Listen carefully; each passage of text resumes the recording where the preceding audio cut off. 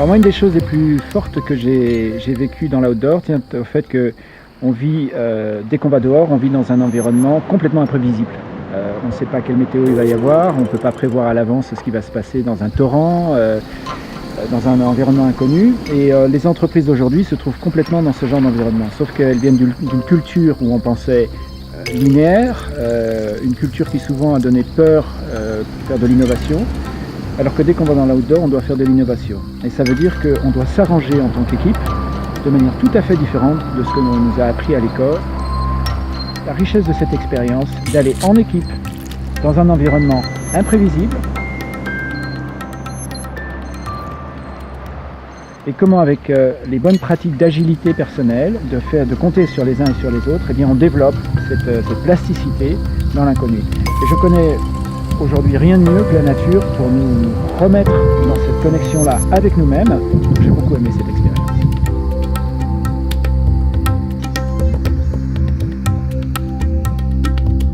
Force est de constater que nous sommes dans un monde difficile, imprévisible, et l'entreprise doit évoluer dans ce contexte. Il y a une parole traditionnelle qui dit que l'arbre qui tombe fait plus de bruit que la forêt qui pousse. Les séminaires outdoor permettent aux collaborateurs de l'entreprise de se retrouver dans un contexte hors cadre pour se confronter à de la complexité.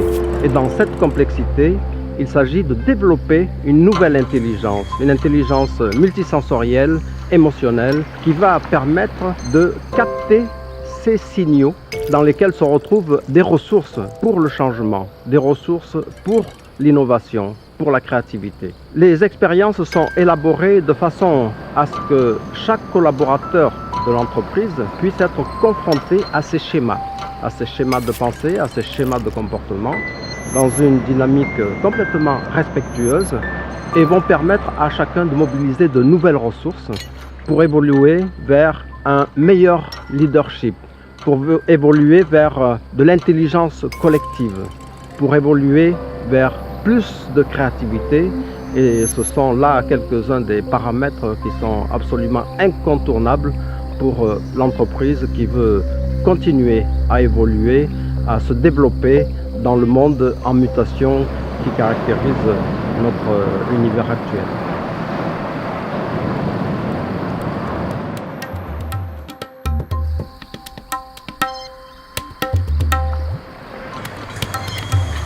Comment gérer une situation difficile et trouver des solutions en un laps de temps assez court. Composer avec mes propres capacités, personnelles, interpersonnelles ou même professionnelles, et aussi me référer à, ou en tout cas que l'équipe se réfère aux compétences de tout le monde. Et ça a été vraiment un challenge, puisque lorsque tu ne connais pas forcément tout le monde, même si on parle bien sûr à l'extérieur, mais quand on est dans la situation réelle de crise, c'est autre chose.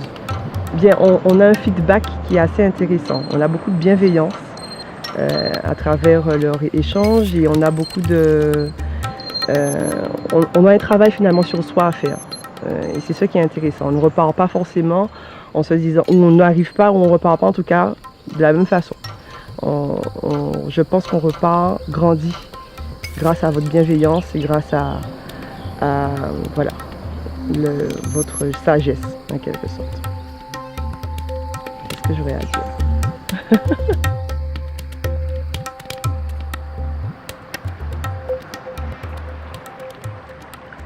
Au retour de cette expérience, ce que je trouve fabuleux, c'est le parallèle qu'on peut faire entre le déplacement d'un groupe en pleine nature et la vie d'une entreprise. Que ce soit la prise d'information qui doit être de plus en plus fine pour détecter le moindre changement, observer des opportunités qui sont en train de se créer, les saisir ou pas, évaluer les risques. Le parallèle devient évident avec la vie de l'entreprise, et je crois que c'est quelque chose d'exceptionnel de pouvoir le vivre dans un autre cadre que le cadre habituel, de manière à avoir plus de liberté de l'expérimenter et de pouvoir le réinvestir plus tard, après maturation, à l'intérieur de l'entreprise.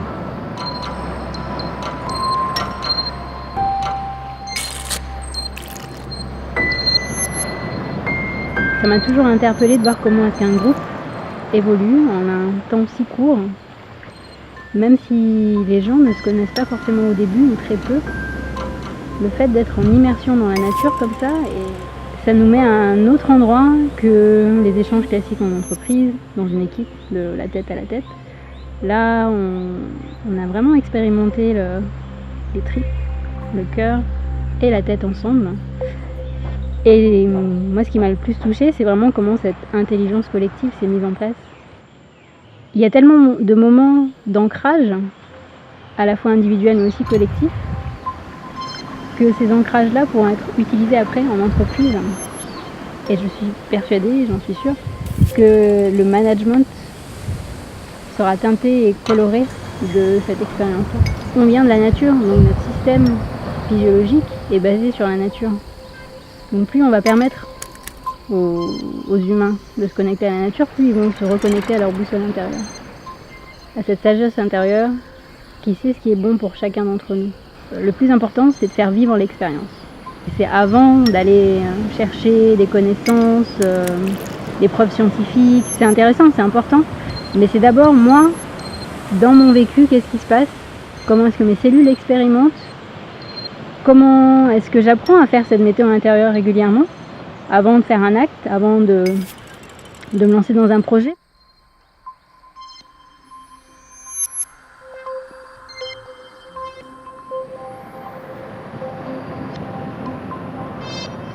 Ce séminaire précis outdoor m'a énormément apporté parce qu'il est totalement différent de ce que je connaissais des formations que j'avais pu vivre auparavant.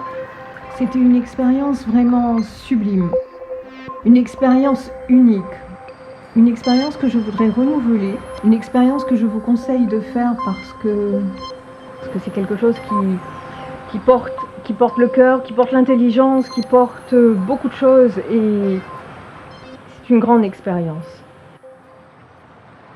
Merci à Pascal, merci à Karim de ce don d'eux-mêmes, de leur générosité. Merci.